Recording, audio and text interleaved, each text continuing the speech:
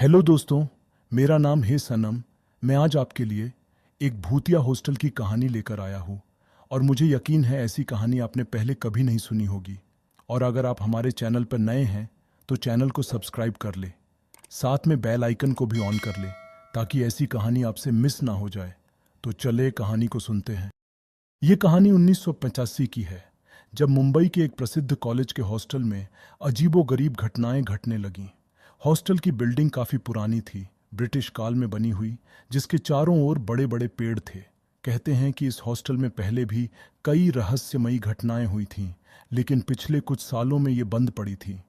1985 में इस हॉस्टल को फिर से खोला गया और नए छात्रों को यहाँ रहने के लिए रखा गया। शुरुआत में सब कुछ सामान्य लग रहा था, लेकिन जैसे जैसे दिन बीतते गए अजीब घटनाएं होने लगीं। एक रात हॉस्टल के तीसरे मंजिल पर रहने वाले कुछ छात्रों ने देखा कि बाथरूम में लगी खिड़की अचानक अपने आप खुलने लगी।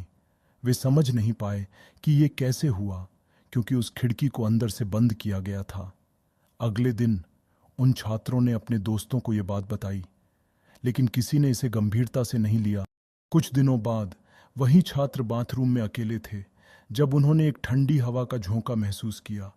अचानक उन्हें ऐसा लगा जैसे कोई उनके पास खड़ा है, लेकिन जब उन्होंने मुड़कर देखा तो वहां कोई नहीं था। डर के मारे वे जल्दी से बाहर निकल आए, लेकिन उनकी नींद उड़ गई। धीरे धीरे हॉस्टल के बाकी छात्रों ने भी अजीब चीजें देखना और महसूस करना शुरू किया। कोई कहता कि रात में किसी के चलने की आवाज आती है, जबकि कोई दावा करता कि उसने खिड़की के बाहर एक सफेद साया देखा। एक दिन हॉस्टल के वार्डन को इस सब की जानकारी मिली। वे एक अनुभवी व्यक्ति थे जिन्होंने कई ऐसे किस्से सुने थे। उन्होंने छात्रों को समझाया कि ये सब उनके दिमाग की उपज हो सकती है, लेकिन उन्होंने भी भीतर ही भीतर कुछ तो असामान्य महसूस किया। वार्डन ने फैसला किया कि वे उस हॉस्टल के बारे में कुछ जांच पड़ताल करेंगे। उन्होंने पुराने रजिस्टर खंगाले, जिसमें उन्होंने पाया कि उस हॉस्टल में कई साल पहले एक लड़की की आत्महत्या हो गई थी। कहा जाता है कि वह लड़की प्यार में धोखा खाने के बाद गुस्से और दुख से भरी हुई थी और उसने उसी तीसरी मंजिल के कमरे में अपनी जान दे दी थी। इस खुलासे के बाद वार्डन ने कुछ पुजारियों को बुलाया, जिन्होंने हॉस्टल में पूजा अर्चना की और उस आत्मा की शांति के लिए प्रार्थना की। लेकिन कहानी यहीं खत्म नहीं हुई। पूजा के बाद भी कई छात्रों ने दावा किया कि उन्हें उस लड़की की चीखें सुनाई देती हैं।